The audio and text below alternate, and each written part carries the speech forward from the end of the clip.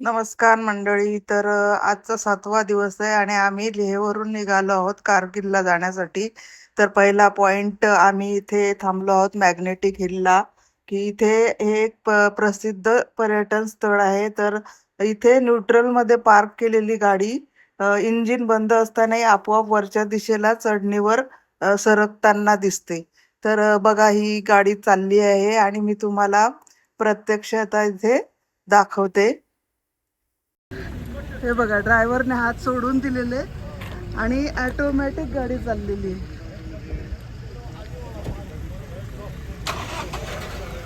इथे हे आहे असं दृश्य. हे बघा हे सुद्धा तसंच ऑटोमॅटिक गाडी चाललेली आहे. थांबवली आणि ऑटोमॅटिक गाडी चाललेली आहे.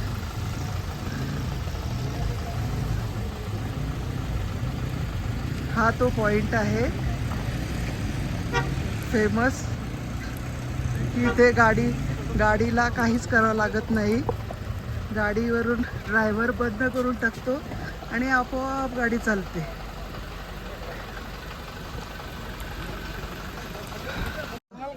क्या इस जगह का आदमी ने इसको डिस्कवर किया पहले मैग्नेटिक हिल। इसके अंदर पहाड़ के नीचे चुंबक है बोलते हैं, ठीक है। अच्छा। चुंबक का जो शक्ति है, हाँ तो वहाँ पर एक पैन ऐसे किया होगा गोल, वहाँ पर गाड़ी रखेगा तो वो खींचे बोलते हैं, ओके खींचता है बोलते हैं, ऐसा है बोलते हैं। हाँ वा. हे बघा मंडळी इथे लिहिलेलं आहे हा मॅग्नेटिक हिल पॉइंट आहे.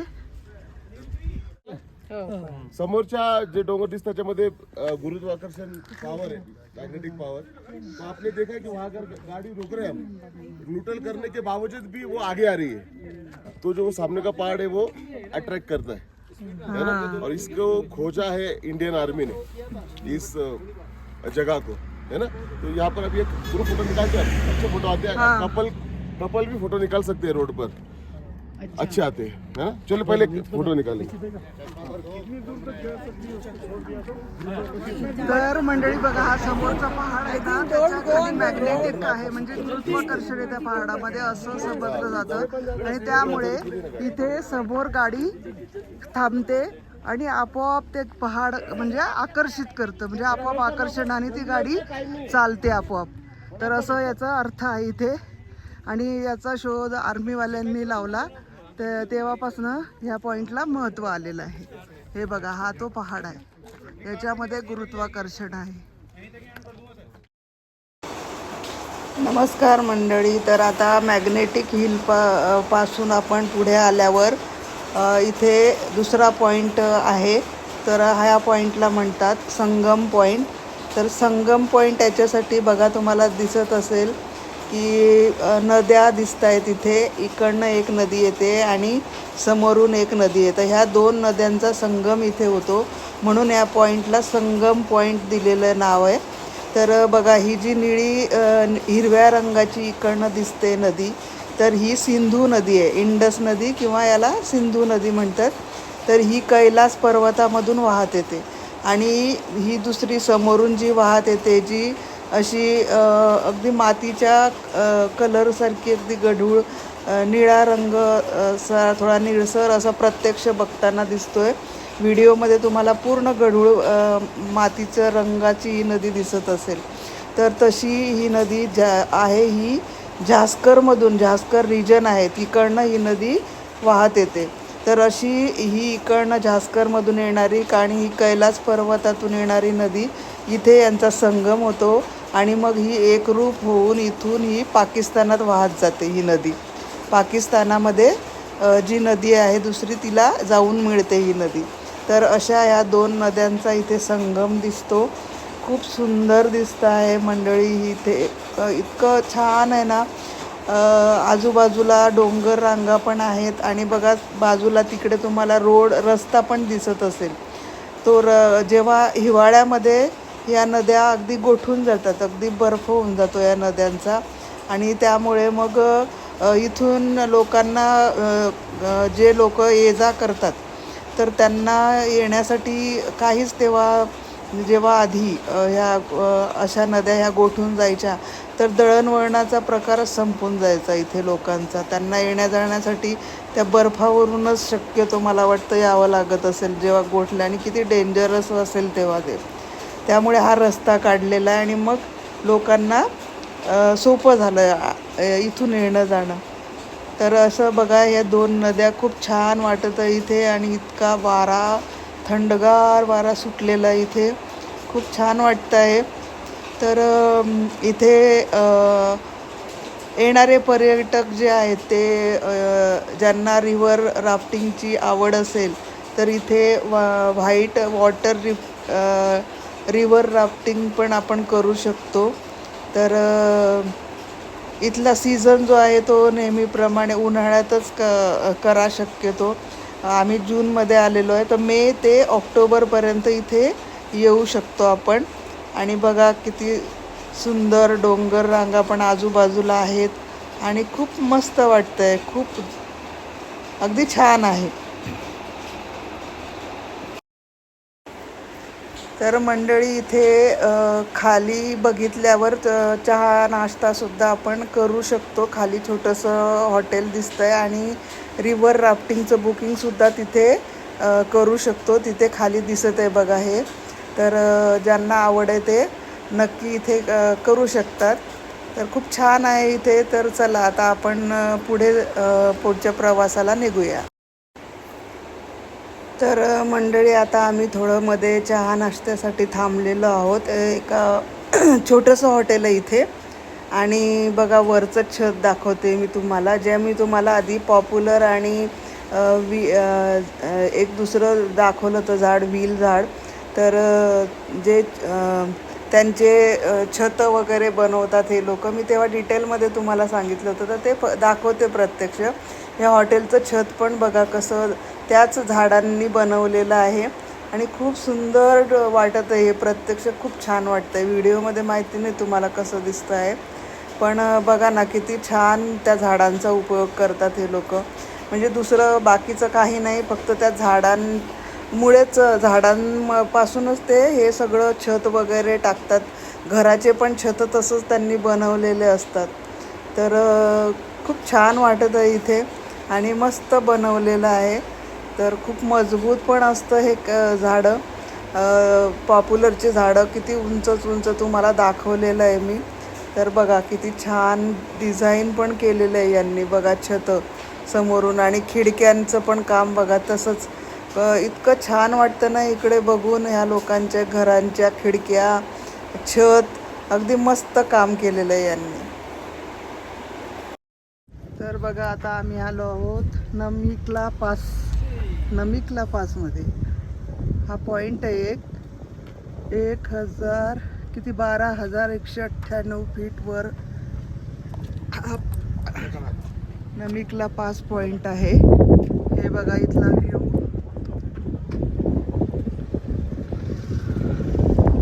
या अशा डोंगर रांगा, पुढे बघा त्याच्या मागच्या बाजूला बर्फाने पडलेला आहे, बर्फ पडलेला आहे त्या डोंगरांवर, बर्फाचे डोंगर. हे बघा हा असा व्ह्यू पॉईंट आहे इथे.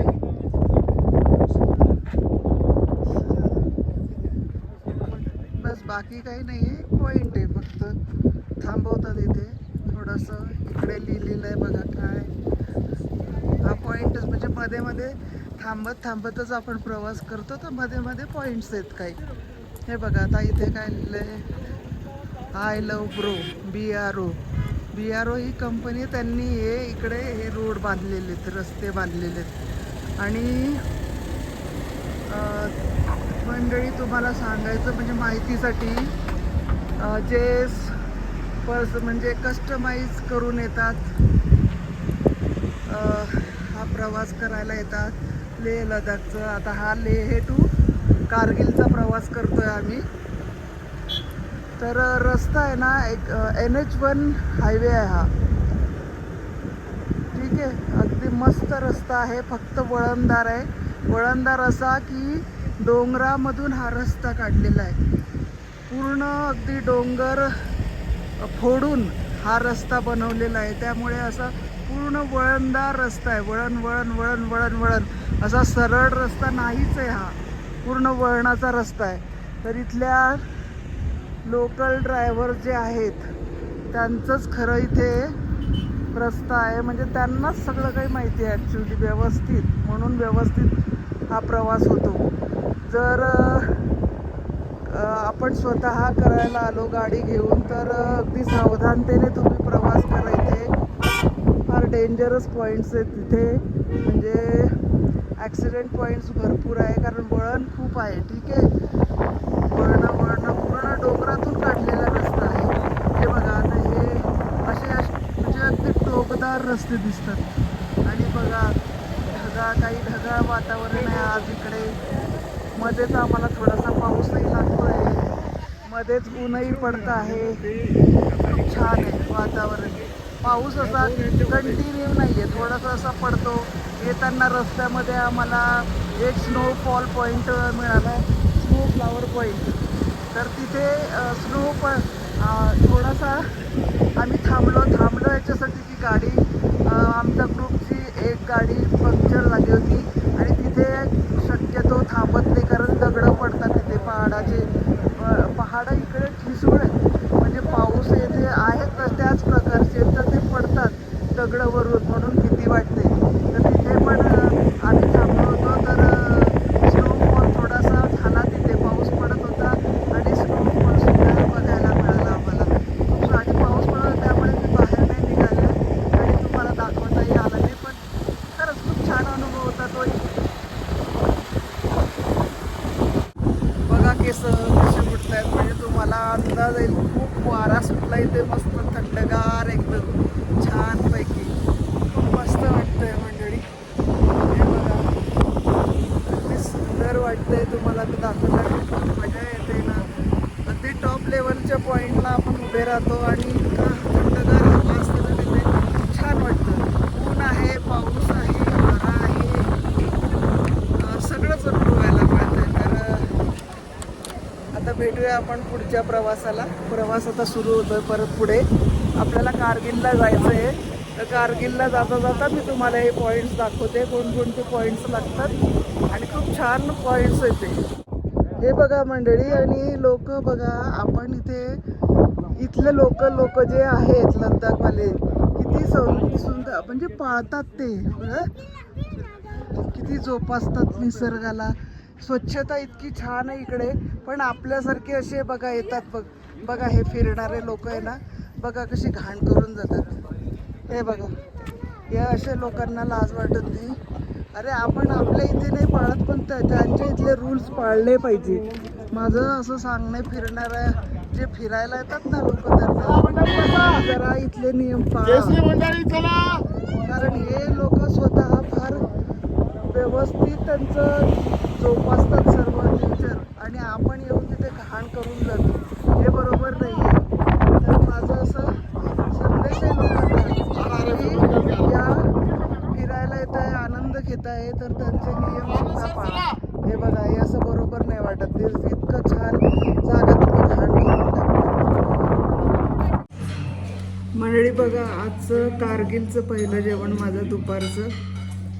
कारगिलमध्ये आत्ताच पोचलो आम्ही हॉटेलला, आणि हे जेवण बघा इथे आहे भरपूर व्हरायटी, पण मी घेतलं आहे भात आणि हे अख्खे मूग आहे, त्याची डाळ आहे, आणि सॅलड घेतलेलं आहे आणि मिरच्या, कारण इकडचं जेवण तिखट नसतं आणि मला जेवण तिखट लागतं, म्हणून मी या हिरव्या मिरच्यासुद्धा घेते खायला.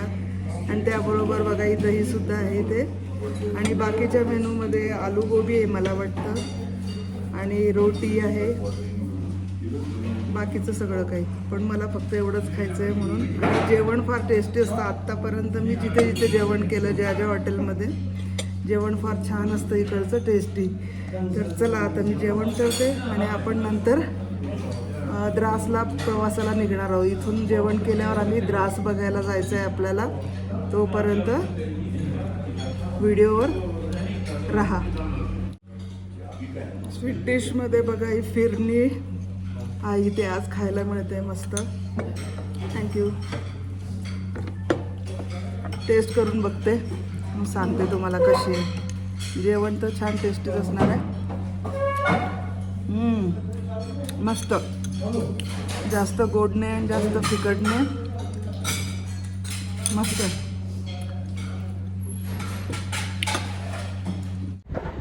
तर बघा कारगिलचं आमचं हॉटेल दाखवते मी तुम्हाला, कुठे स्टे केलं आहे हे बघा. नाव मोठं द कैसर पॅलेस. खूप सुंदर डिझाईन केलं आहे बघा.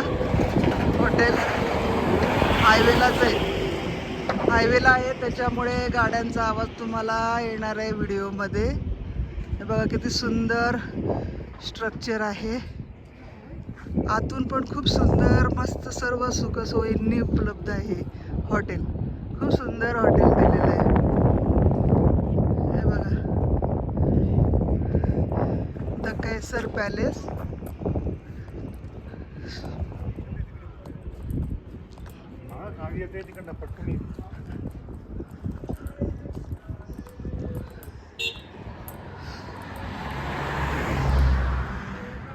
हे बघा इथून हे आपलं हॉटेलचं कॅन्टीन आहे, इथून एंट्री आहे. आणि हे बघा हे किचन आहे,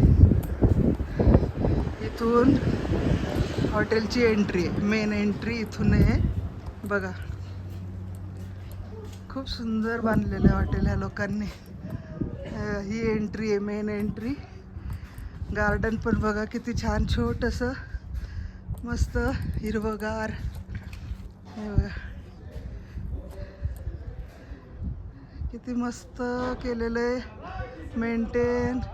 ही झाडं बहरलेली हिरवीगार, खूप छान. आणि समोर बघा हा पहाड, डोंगर जे म्हणणार ते डोंगर रांगा आहेत बघा सर्व बाहेरच्या बाजूला. पूर्ण सिनेरी इतकी छान आहे आम्हाला दिलेली हॉटेलच्या समोर, खूप सुंदर सिनेरी. आता बघा थोडेसे ढग दिसत आहेत आकाशामध्ये हे बघा. आणि हॉटेलला पार्किंगला सुद्धा बघा किती व्यवस्थित त्यांनी समोर पार्किंग साठी जागा दिलेली आहे हे बघा. किती सुंदर रमणीय असं दृश्य आहे, बापरे खूप छान वाटतं इथे हे बघा. वाव, भरधाव गाड्या वाहतात पण हायवे आहे हा त्याच्यामुळे मस्त. हे बघा आमचे टूर मॅनेजर आहेत राजेंद्र पुरे. आता हळूहळू सर्व उतरायला लागले खाली आणि सर्वांना जायचंय. कसं वाटतंय उतरून इथे कारगिल मध्ये? अभिमान वाटतोय, अभिमान वाटतोय. वॉक करायला जायचं आपल्याला.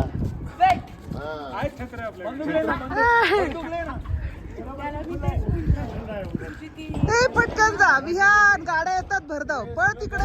सूर्या सगळं घ्या, गाडी भरधाव येते, पळ तिकडे. पाकिस्तानला जायचं.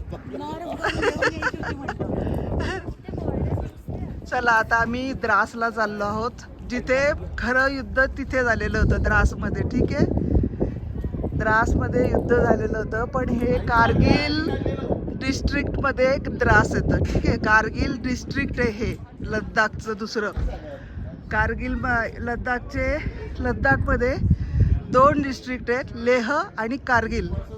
तर हे द्रास जे आहे तिथे जे मेन युद्ध झालं होतं ते कारगिल डिस्ट्रिक्टमध्ये येतं, म्हणून त्याला कारगिलचं युद्ध असं नाव दिलं गेलं, कारगिलचं युद्ध. ठीक आहे, तर आता आम्ही कारगिलवरून आता द्रासला चाललो आहोत, मेन जिथे युद्ध झालेलं होतं तिथे गेल्यावर आता मी तुम्हाला भेटेन. तोपर्यंत गाडीचा आवाज येतोय बघा, ट्रक गेली. तोपर्यंत व्हिडिओमध्ये ॲक्टिव्ह राहा. Bye bye. हे बघा कारगिल ते द्रासचा रस्ता बघा, खूप छान आहे रस्ता, छान आहे, पण सिनेरी बघा हिरवळ आणि नदी वाहते खाली बघा. नदी दिसत नाही आहे मला वाटतं, हां इथून नाही दिसणार. पाऊस येतोय बघा, ढगाळ किती ढग आकाशात आलेले आहेत आणि पाऊस येतोय. आणि झाडं पण इतकी हलतायत, वारा चाललाय, खूप जोरात वाहतोय वारा. आणि नदी पण तशीच खळखळाट नदीचा बघा. नदी दिसते की नाही माहिती नाही मला इथून. हा, ही बघा नदी, हे बघा.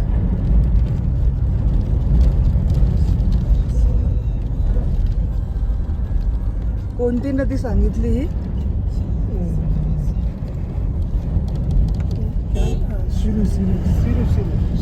शिरू नदी वाहते इथून बघा. कारगिल मध्ये शिरू नदी आहे, सिटी मधून सुद्धा वाहते. हे बघा इथून अगदी मस्त दिसते. अच्छा, ये चेंज कैसे हो गई? वहाँ पे शिरू, इधर द्रास. ही द्रास नदी आहे बघा.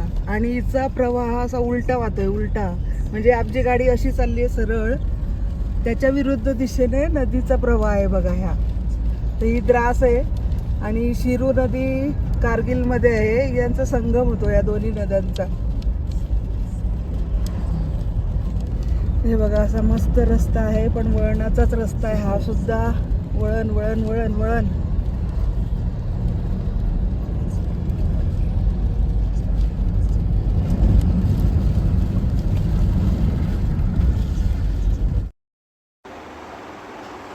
तर मंडळी बघा, आता आपण आलो आहोत तिथे कारगिल युद्ध स्मारक, ज्याला द्रास वॉर मेमोरियल पण म्हणतात. तर इथे एंट्री करायला काही चार्जेस वगैरे नाही आहे, पण ओळखपत्र लागतं. कोणतंही तुमचं आयडेंटिटी कार्ड देऊन इथे तुम्हाला आतमध्ये सोडलं जातं. तर बघा किती छान वाटतं इकडे, मस्त बांधलेलं आहे. आणि एंट्रीपासूनच ज्या सैनिकांनी आपले प्राण दिले होते ह्या युद्धामध्ये, तर त्यांचे पुतळे इथे लावलेले आहेत. एक एक म्हणजे स्मारक बांधलेले आहे बघा, असे साईडने तुम्हाला दिसत असणार.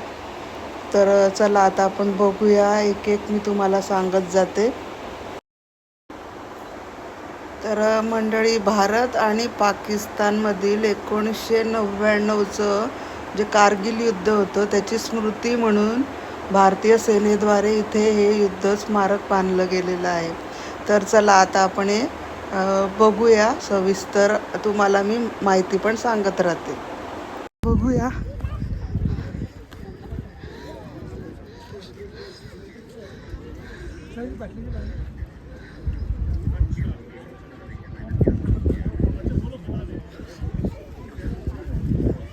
काय Vijayant Thapar helipad during Kargil war on the night of 29 June 1999. Captain Vijay Thapar as company officer of A Company 2 Rajputana Rifles was tasked to capture Knoll and Lone Hill. During the ensuing battle, he led assault on the enemy machine gun post and destroyed it. Officer succumbed to injuries in the crucial battle. For displaying remarkable rock courage and exemplary in the face of the enemy, Captain Vijay Thapar was awarded वीर चक्र. हे बघा, प्रत्येकाचं इथे दिलेलं आहे बघा. प्रत्येक ज्यांनी आपल्या प्राणाची आहुती दिली त्यांचं सगळ्यांचं इथे स्मारक बांधलेलं आहे. आणि त्यांना वीर चक्र, परमवीर चक्र असं वेगवेगळ्या अवॉर्डनी नावाजलेलं आहे. ठीक आहे. हे बघा, हे आहेत मेजर पद्मपाणी आचार्य, महावीर चक्र. यांना महावीर चक्र मिळालं. त्या बाजूला मेजर राजेश सिंग अधिकारी.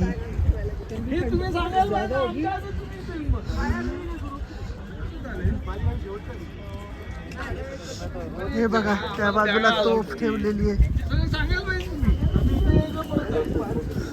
इतकं फील असं गर्वाचं होतंय ना.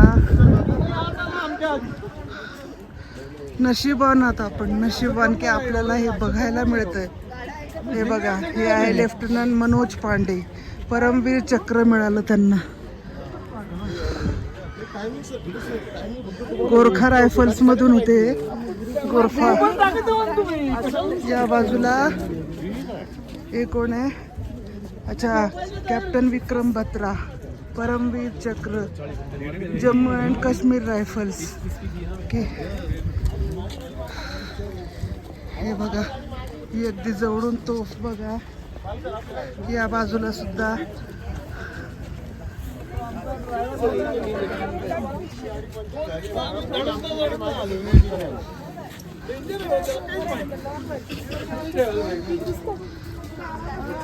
आधी बसलाय. आम्ही आलो त्यांनी सांगितलं बॅग पिशव्या ठेवली. हे बघा या बाजूला ही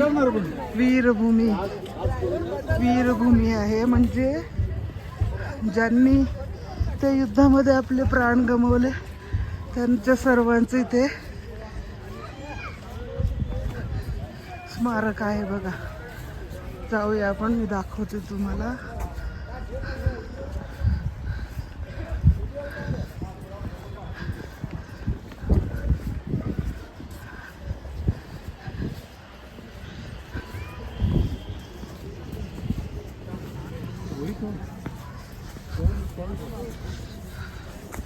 हे बघा पूर्ण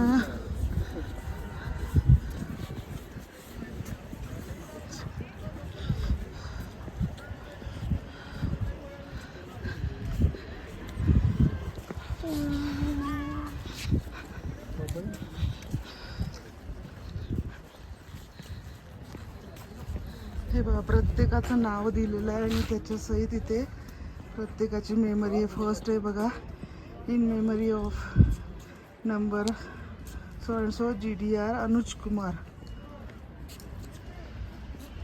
who made the supreme sacrifice while serving the nation. हे बघा ह्या अशा पद्धतीने ही याला वीरभूमी नाव दिलेलं आहे. हे बघा प्रत्येकाचं.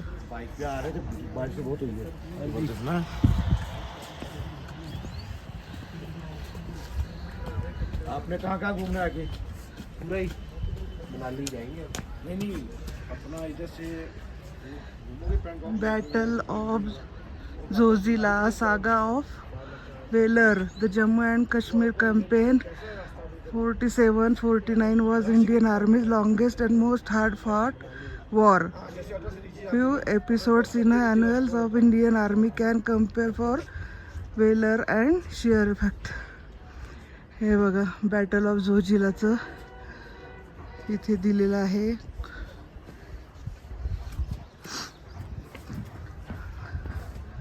Battle of Zojila, the roll of honour. कोण कोण आहे? जाट, राजपूत, मराठा,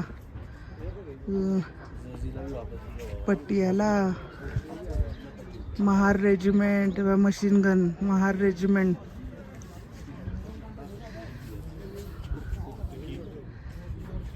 हे बघा एवढ्या रेजिमेंटने याच्यामध्ये भाग म्हणजे त्यांनी वॉर केलं होतं, त्याच्यामध्ये यांचा भाग होता. हां हे बघा पंजाब, पटियाला, सर्वांचे नाव आणि त्यांना मग कोणकोणते चक्र, वीर चक्र, महावीर चक्र दिलंय त्यांचे पण नावं दिलेले आहेत. हे पॅराशूट फील्ड रेजिमेंट राजपूत. परत हे पहा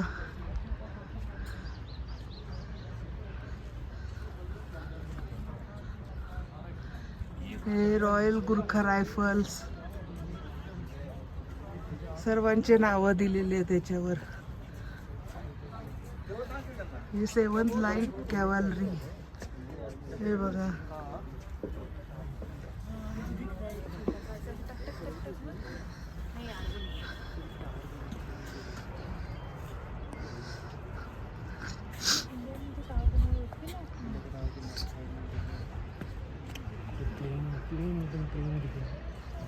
हे बघा इकडे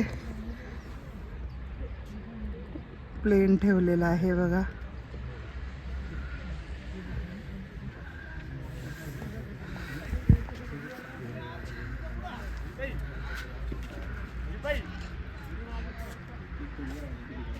तर हे द्रास आहे आणि इथे युद्ध खरं लढाई इथे झाली होती. मी तुम्हाला आधीच सांगितलं आहे की कारगिल डिस्ट्रिक्टमध्ये येतं म्हणून कारगिल युद्ध म्हणून आपण ते ओळखतो. आता चला आपण पुढे बघूया. हे बघा जे कारगिल युद्ध झालं त्याचं विजयपथ बघा. हे इथे विजयपथ स्मारक आहे इथे. हे बघा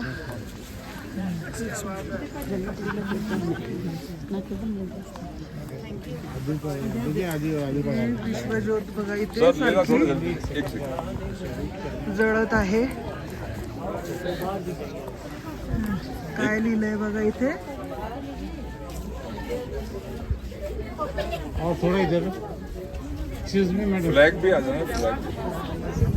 बघा काय लिहिलंय. चाह नहीं मैं सुरबाला के गहनों में गुथा जाऊं, चाह नहीं मैं प्रेम माला में बिन प्यारी को ललचाऊं, मुझे तोड़ लेना वनमाली उस पर देना तुम फेंक, मातृभूमि पर शीश चढ़ाने जिस पथ जावे वीर अनेक. अभिमान है हमें, इनकी वजह से हम अपनी सुख की नींद सो पाते. यहाँ आके सिर्फ फोटो निकालना और ये इस पे क्या गर्व है हमें. हे बघा हे ऑपरेशन विजयचं इथे ज्योत लावलेली आहे. ती अखंड तेवत असते. मगाशी दाखवलं आणि इथे लिहिलंय बघा operation Vijay. This memorial is dedicated to brave hearts who gave their today for our tomorrow, presented to the nation on nation. Okay. तर या कारगिल तर बघा हे झेंड्याच्या मागचा जो पहाड आहे दिसतोय तर तिथे 100 पाकिस्तानी सैनिक मेले दडून बसलेले होते. आणि ते इथे जो समोर हायवे आहे NH1 हायवे ते इथे सारखी तोप डागत होते. तोप गोळा मारत होते म्हणजे करत होते तिकडे तोप गोळे फेकून. तर लोकांना म्हणजे लोकल लोक जे नेहमीचे येणारे जाणारे टुरिस्ट यांना त्रास होत होता खूप. आणि म्हणजे दहशत पसरली होती एवढी. मग आपल्या जवानांना ते लक्षात आलं आणि मग आपल्या जवानांनी त्यांच्यावर स्वारी केली आणि त्यांना उद्ध्वस्त करून टाकलं आणि तो कब्जा केला. तिथे आपला कब्जा केला. आणि एक इथे आणखी एक पॉईंट आहे टायगर पॉईंट. तिथे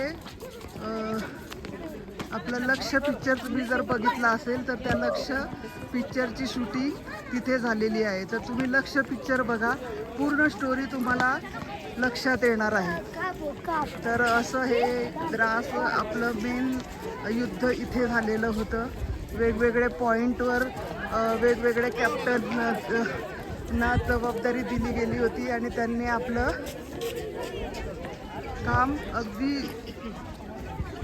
इमानदारीने आणि खूप आता त्याला काय म्हणून मी शब्द नाही आहे माझ्याकडे. आणि आपले प्राण गमावून त्यांनी आपल्याला हे सगळं मिळवून दिलं. तर खूप अभिमान आहे त्यांच्यावर, खूप म्हणजे खूप. आणि त्यांचे हे इथे म्युझियम आहे बघा. म्हणजे तिथे आतमध्ये व्हिडिओ घेऊ देत नाही म्हणून मी घेतला नाही आहे, तुम्हाला दाखवू शकत नाही. पण ज्या सैनिकांनी प्राण गमावले त्यांचे तिथे फोटो वगैरे लावलेले आहे. आणि त्या युद्धामध्ये पाकिस्तानी सैनिकांना हरवून म्हणजे त्यांना उद्ध्वस्त करून जे त्यांचे हत्यारं वगैरे होते, त्यांनी जे मशीन गन काय रायफल्स हे ते यूज केलं होतं ते सगळं आपल्या सैनिकांनी ताब्यात घेतलं आणि इथे म्युझियममध्ये ते आपल्याला बघण्यासाठी लावलेलं आहे. आणि ज्यांना म्हणजे जे कॅप्टन किंवा ज्यांच्यावर जबाबदारी दिली होती, प्रत्येक पॉईंटला ज्यांच्यावर जबाबदारी दिली ते लीडर त्यांनी काही म्हणजे त्या युद्धामध्ये सर्वांनीच आपल्या घरी पत्र वगैरे लिहिले असतील. तर ते पत्र काही जणांचे पोहोचण्याच्या आतच इकडे त्यांचं म्हणजे शहीद झालेले होते ते. तर ते पत्रसुद्धा इथे लावलेले ज्यांच्या घरच्यांना जे मिळू शकते. आणि ते वाचून खरंच इतकं गहिवरून येतं ना की खरंच इथे भेट द्यायला पाहिजे. ज्यांना खरंच आपल्या सैनिकांविषयी जितकं आपण गर्व करावा तितका कमी आहे. तर खूप छान वाटलं इथे येऊन आणि खरंच अभिमान आहे आणि नशीबवान आहोत की आपण इथे येऊन त्यांना म्हणजे प्रत्यक्ष तर नाही बघू शकलो, पण त्यांच्या प्रतिमा आपण बघितल्या, त्यांचे पत्र वाचले आणि त्यांच्या आई वडील किंवा भाऊ बहीण बायको मुलं येऊन अजूनही इथे येऊन आपले लेटर वाचतात आणि त्यांना त्यांचं दुःख आवरता येत नाही, शोक आवरता येत नाही, पण त्यांना अभिमान आहे आपल्या मुलांवर, आपल्या नवऱ्यावर, आपल्या जे काही नातं आहे ते. तर बघा हे असे मी आधीच तुम्हाला इथलं सर्व दाखवलेलं आहे. तर व्हिडिओ जर तुम्हाला आवडला असेल तर व्हिडिओला नक्की लाईक करा. हा व्हिडिओ बघून नक्की लाईक करा आणि व्हिडिओ शेअर करा आणि सबस्क्राईब केल्याशिवाय जाऊ नका. तर बघा अशा पद्धतीने मी तुम्हाला जे खरोखर जिथे युद्ध झालं होतं कारगिलचं तर ते मी दाखवलेलं आहे. आणि सर्व माहिती मला जेवढी मिळाली आहे, जेवढं जमेल तेवढं मी तुम्हाला दाखवायचा प्रयत्न केला आहे. आणि तुम्हीसुद्धा व्हिडिओ जर तुम्हाला यायचं असेल तर हा व्हिडिओ सर्व मी जेवढा पूर्ण व्हिडिओ टाकलेले आहेत लेह लद्दाखचे पूर्ण प्रवासाचे, तर तुम्ही नक्की त्याप्रमाणे नियोजन करून इथे व्हिजिट नक्की द्या. आणि पुन्हा एकदा व्हिडिओ आवडला असेल तर व्हिडिओला एक लाईक आणि शेअर नक्की करा आणि सबस्क्राईब करायला विसरू नका. चला आता व्हिडिओ मी इथेच थांबवते आणि पुढे जे काही पॉईंट्स येतील तर जमेल ते मी तुम्हाला दाखवण्याचा प्रयत्न करेन. कार मंडळी, कसे आहात? मजेत ना? मजेतच राहा. तर आज सकाळचे आता 9:15 झालेले आहेत. आम्ही कारगिलवरून निघालो आहे आणि आता पहिला पॉईंट रिटर्न होताना पहिला पॉईंट आम्ही बघतो आहोत. तर हा आहे मैत्र बुद्धाचं, डोंगरामध्येच कोरलेलं आहे. तर आधीचं तुम्हाला मी व्हिडिओ दाखवला, आधी व्हिडिओमध्ये दाखवलंच आहे. तर आता हे वेगळं रूप आहे आणि आता आपण बघूया आतमध्ये जाऊन.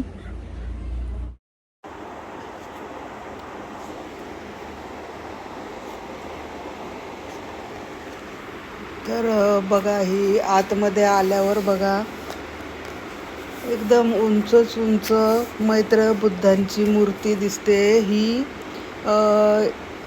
हा जो आहे याला मुलबेक मठ पण म्हणतात. तर कारगिलपासून हा 45 किलोमीटर अंतरावर हा मठ आहे आणि याच्यामध्ये बघा एकाच डोंगरामध्ये ही कोरलेली मैत्र बुद्धाची मूर्ती आहे, जी की 9 मीटर उंच आहे. 9 मीटर म्हणजे 30 फूट उंचीची ही मूर्ती आहे. तर खूप छान कोरलेली आहे आणि खूप जुनी म्हणजे इथल्या लोकांच्या म्हणण्यानुसार जे लोकल लोक आहेत त्यांच्या मतानुसार ही खूप जुनी म्हणजे जुना मठ आहे हा असं म्हणतात आणि खूप सुंदर वाटत आहे. कारगिल में अभी अंदर जाएगा तो ये कारगिल से गांव से ऊपर आपाती एक इलाका है. आपाती में भी एक चंबा है, ठीक है, और या अवलोकितेश्वरा. तो पहले अभी तो ये शिया मुस्लिम है. पहले बहुत बुद्ध हुआ करते थे, बुद्धिज्म यहाँ पर थे. तो बाद में ईरान से कोई वो पर्शियन अटैक आया, कश्मीर पूरा वो मुस्लिम बन गया और यहाँ पर भी कारगिल में बन गया, ठीक है. तो यहाँ पर ये सबूत है कि यहाँ अभी इस इलाके में मूलबिक में भी बुद्धिस्ट और मुस्लिम दोनों हैं अभी, ठीक है. तो कुशान उस समय किंग था कनिष्का, तो कुशन पीरियड के समय बहुत सारे मूर्ति बने और जांस्कर में भी एक स्तूप है, 2nd सेंचुरी का एक स्तूप कुशन पीरियड का, कनिष्का स्तूप बोलते हैं, ठीक है. तो ये गांधार आर्ट से. और आलची में हम जाए, जब आलची में जाएंगे ऐसा ही मूर्ति देखने को मिलता है. आलची बाद में बनाया गया है, ये 2nd सेंचुरी से 8th सेंचुरी तक है, ठीक है. आलची 10th सेंचुरी में, लेकिन वो आर्टिस्ट लाया कश्मीर से, ठीक है. ऐसा ही आर्ट आलची में मिलेगा.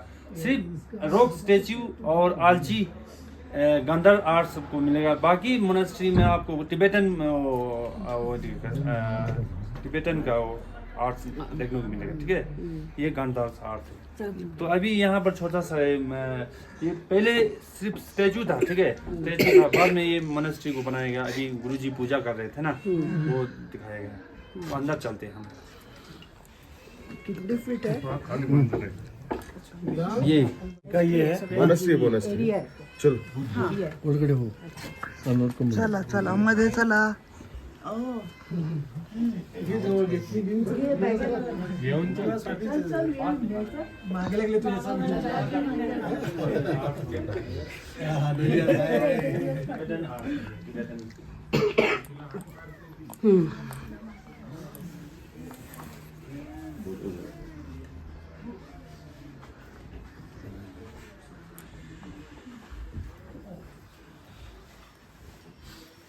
ये है कंपेशन बुद्धा का और एक रूप, आर्या अवलोकितेश्वरा का दूसरा रूप है। बहुत रूप होते हैं, ठीक है। तो इनका 1000 हैंड है, 1000 आई है, हैंड पे आई है, ठीक है। 11 फेसेस।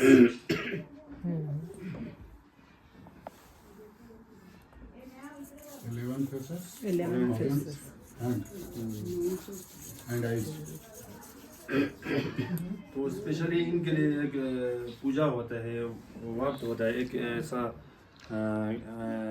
समय आता है कि लोग यहाँ पर आके उनको पूजा करते हैं, ठीक है।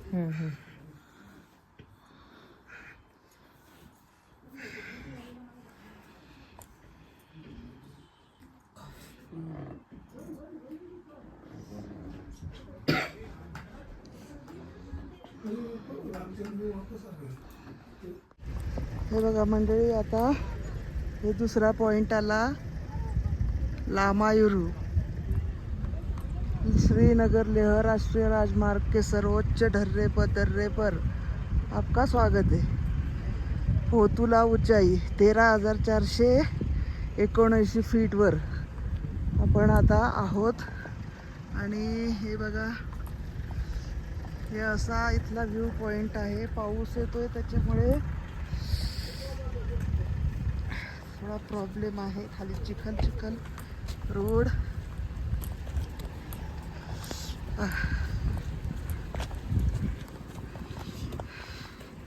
व्ह्यू पॉइंट आहे फक्त, हे बघा।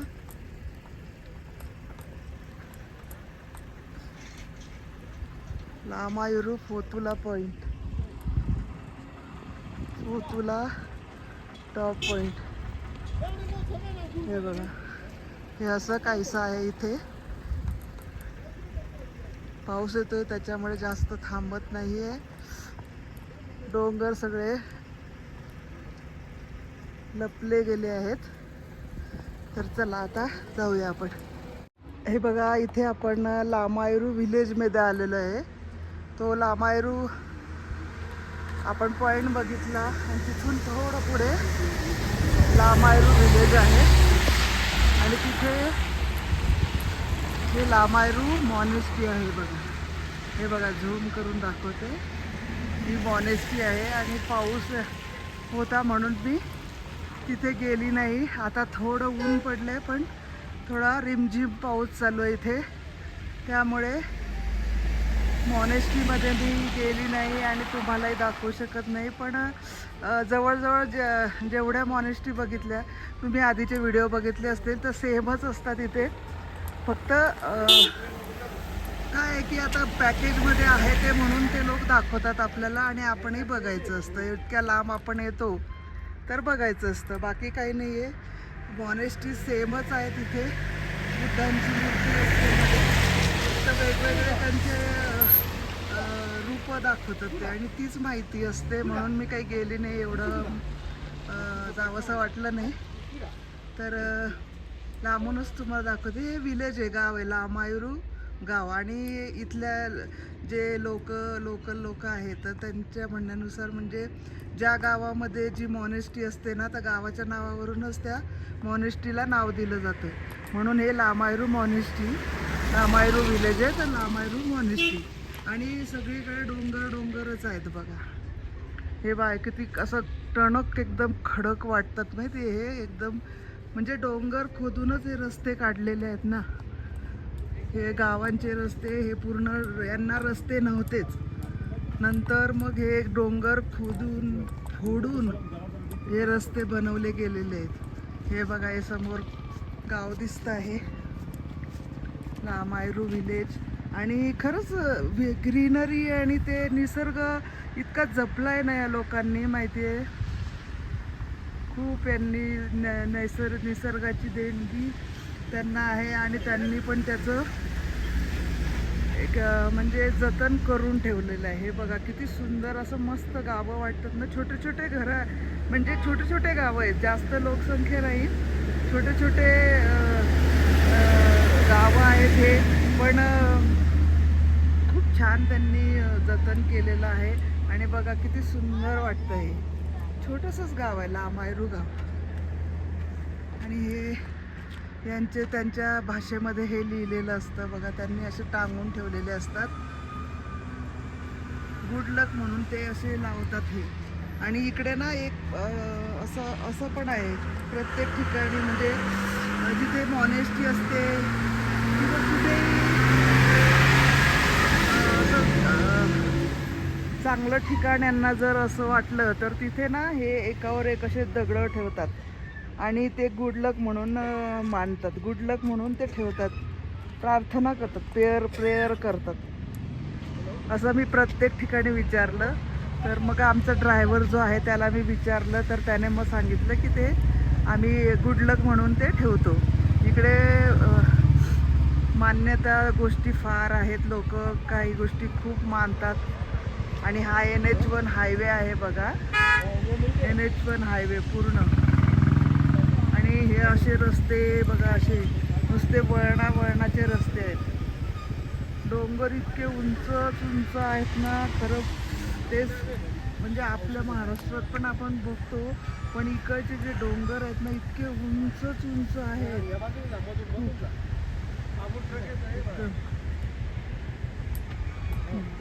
दरवाजा उघडते.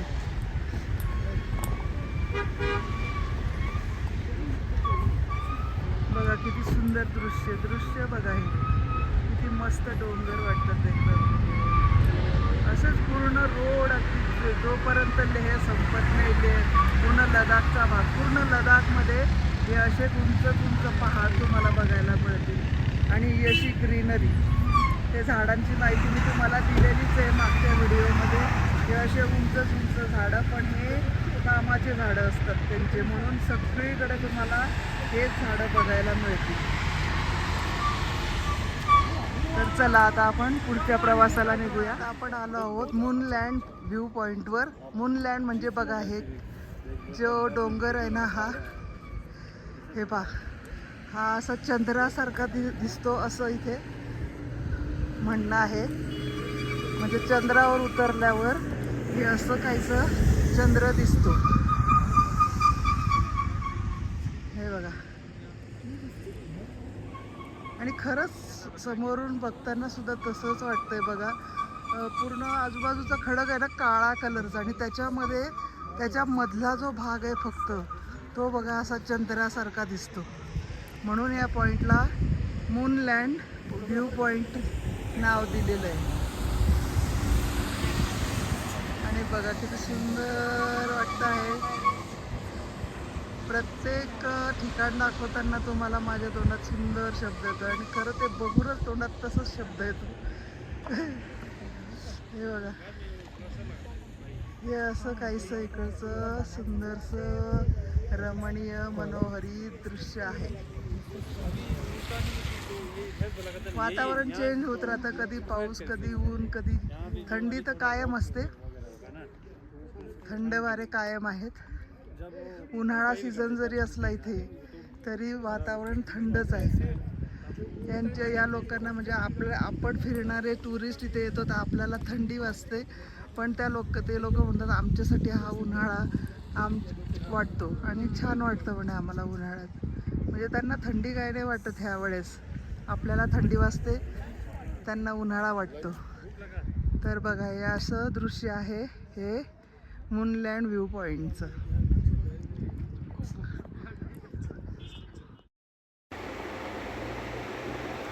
तर मंडळी आत्ता आपण आलेलो आहोत लेह लडाख टूरचं शेवटचं डेस्टिनेशनला, की जे आहे गुरुद्वारा. या गुरुद्वाराचं नाव आहे पत्थर साहिब गुरुद्वारा. तर खूप फेमस आहे हे, आणि याच्या मागे एक स्टोरी आहे. इथे लोककथा आहे. तर त्या लोककथेनुसार असं म्हणतात की समोरच्या टेकडीवर एक क्रूर राक्षस राहत होता. तर तो इथल्या लोकांना म्हणजे मारून खायचा. त्यामुळे लोक खूप त्रस्त झालेले होते आणि खूप घाबरत होते. तर गुरु नानक जे आहे ते 1517 ते 18 श्रीनगर मार्गे पंजाबला जाताना सिक्कीम, नेपाळ आणि तिबेटला भेट दिल्यानंतर ते या ठिकाणी विश्राम करण्यासाठी थांबतात. तेव्हा लोक त्यांच्याकडे प्रार्थना करतात की तुम्ही आम्हाला वाचवा म्हणून या राक्षसापासून. मग नानकांना दया येते आणि मग ते थांबतात तिथे म्हणे. आणि मग ते ह्या डोंगराच्या पायथ्याशी नदीच्या किनारी बसतात आणि लोकांना प्रवचन वगैरे देतात. तर लोक खुश राहतात. तर राक्षसाला राग येतो, ते फेमस होतात नानक. मग त्याला राग येतो आणि तो मारण्याचा निश्चय करतो गुरु नानकांना. तर तो म्हणे तिथून वरून एक दगड फेकतो मोठा, आणि तो दगड घरंगळत येऊन नानकांच्या पाठी जवळ येतो. तर चमत्कार असा होतो की त्या दगडाचं मेणबत्ती होते, आणि म्हणजे मेणासारखा तो दगड होतो, आणि गुरु नानकांची पूर्ण पाठीचा आकार म्हणे त्या दगडामध्ये येतो. आणि मग राक्षसाला पुन्हा राग येतो की काहीच झालं नाही म्हणून. मग तो पुन्हा येतो आणि लात मारतो त्या दगडाला आणि मारायचा प्रयत्न करतो. पण चमत्कार तेव्हाही होतो, म्हणतात की त्या दगडामध्ये त्याचा पाय घुसतो, नानकांना काहीच होत नाही. तेव्हा त्यांना कळतं की नाही, आपण एका भक्ताला, जो सच्चा भक्त आहे त्याला आपण त्रास देतो आहे, तर काही होणार नाही. मग तो माफी मागतो नानकांची. तर मग नानक त्याला म्हणतात की माफी मागून काय नाही होणार, मी तर तुला माफ करणार, पण तू खरी माफी मागत असशील तर इथल्या लोकांची सेवा कर, चांगले कार्य कर, तर त्याचं फळ तुला नक्की मिळेल. आणि मग त्याला ते पटतं, आणि तेव्हापासून म्हणे तो इथल्या लोकांची सेवा करतो आणि चांगले कर्म करतो. तर बघा आतमध्ये आल्यावर बघा हे दगड ठेवलेला आहे मध्ये. तर बघा तो आकार दिसतोय, हा गुरु नानकांची पाठीवर तो दगड येऊन थांबतो आणि मेणाचा होतो. तर बघा हे आकार दिसतोय, आणि त्याच्या मागच्या बाजूला राक्षसाचा पाय पण दिसतो त्याचा आतमध्ये गेलेला. तर असं हे गुरुद्वारा आतून बघा किती छान वाटतं आहे, खूप शांत वाटतं आहे, आणि इतकं सुंदर बनवलेलं आहे ना, खूप छान मेंटेन केलं इथल्या आर्मीने. आणि इथले स्थानिक लामा आहेत, तर त्यांनी हे गुरुद्वारा खूप छान मेंटेन केलेलं आहे.